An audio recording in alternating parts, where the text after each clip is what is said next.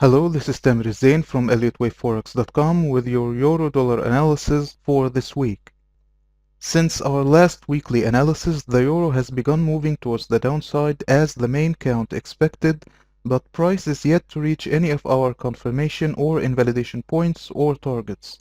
The verdict is still out on what the market has in mind, which is why we're not favoring either of this week's two counts.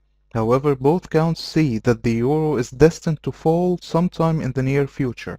It seems only to be a matter of when it will give in. We're updating our counts to reflect the most recent price action and to present tighter targets and invalidation points.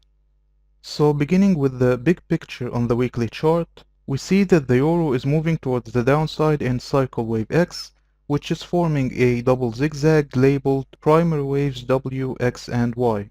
Primary wave Y is forming a zigzag labeled intermediate waves A, B, and C, where intermediate wave A formed an impulse labeled minor waves 1 through 5, and within it minor wave 3 reached 261.8% the length of minor wave 1. Then minor wave 5 formed another extension labeled minute waves 1 through 5, reaching 161.8% the length of both minor waves 1 and 3. After that, intermediate wave B formed a double zigzag labeled minor waves W, X, and Y, retracing a little less than 38.2% of intermediate wave A, and it's most likely complete. This count expects the euro to be moving towards the downside in intermediate wave C, which is most likely forming an impulse labeled minor waves 1 through 5, and this will be confirmed by movement below 1.0462. At 0.9830, primary wave C would reach 100% the length of primary wave W, then at 0.9536, intermediate wave C would reach 61.8% the length of intermediate wave A.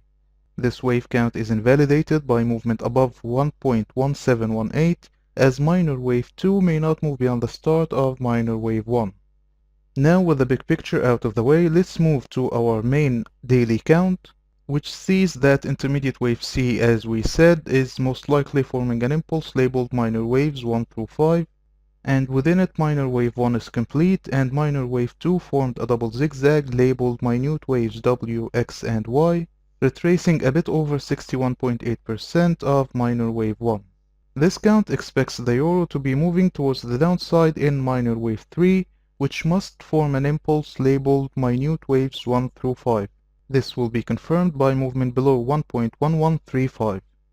This count is supported by the bearish engulfing pattern, which happened right at the end of what we see as minor wave 2.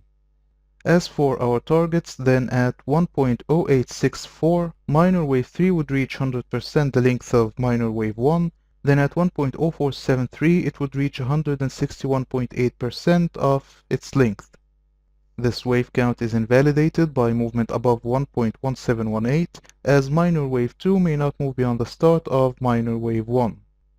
Now moving over to our alternate daily count, which sees that intermediate wave B is still unfolding as a triple zigzag labeled minor waves W, X, Y, X, and Z.